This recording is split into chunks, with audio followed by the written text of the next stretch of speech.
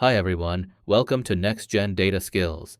In this quick video, we'll learn how to use Excel's sum formula to add numbers in seconds. Here I have a small table showing the average distance of planets from Earth in million kilometers. I want to find the total distance of all these planets combined. Normally we could type equals b, 2 plus b, 3 plus b, 4 plus b, 5 plus b6, but that's slow. Instead, we use the sum function.